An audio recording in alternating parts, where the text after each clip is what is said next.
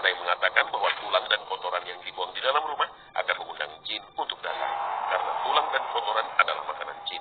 Benarkah demikian?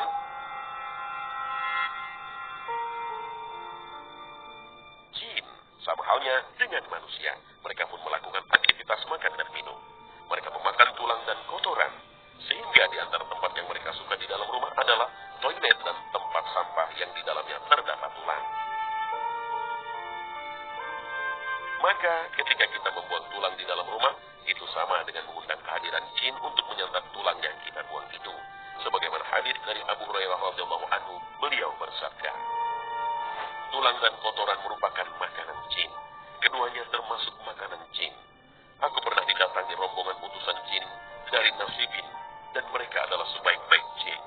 Mereka meminta bekal kepadaku. Lalu aku berdoa kepada Allah untuk mereka agar tidaklah mereka melewati tulang dan kotoran, melainkan mereka mendapatkannya sebagai makanan. Hadis riwayat Bukhari.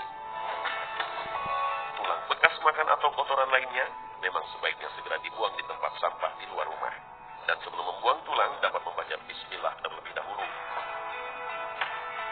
Sebagaimana yang disampaikan Syekh Abdiyah Muhammad Salim rahimahullah, dia mengatakan bahwa disunnahkan bagi seseorang ketika membuang tulang membaca bismillah agar tulang ini menjadi makanan bangsa jin mukmin, bukan untuk jin kafir.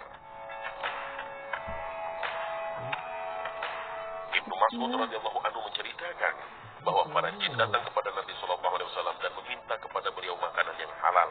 Lalu Nabi sallallahu alaihi wasallam bersabda kepada mereka, makanan halal untuk kalian adalah semua tulang hewan yang disembelih dengan menyebut nama Allah. Ketika tulang itu kalian ambil akan penuh dengan daging, sementara kotoran binatang akan menjadi makanan bagi hewan kalian. Hadis riwayat Muslim.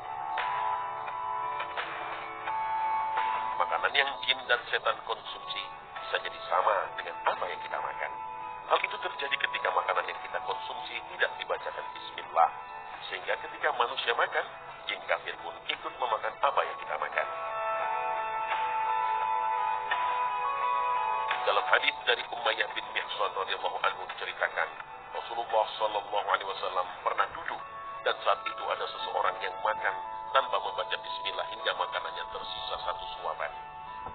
Ketika ia mengangkat suapan tersebut ke mulutnya, ia mengucapkan bismillah awwalahu wa akhirahu, dengan nama Allah pada awal dan akhirnya. Nabi sallallahu alaihi wasallam pun tertawa dan beliau sallallahu alaihi wasallam bersabda, setan terus makan bersamanya hingga ketika ia menyebut nama Allah, bismillah, setan memuntahkan apa yang ada di perutnya. Hadis riwayat Abu Dawud. Lalu karena tulang merupakan makanan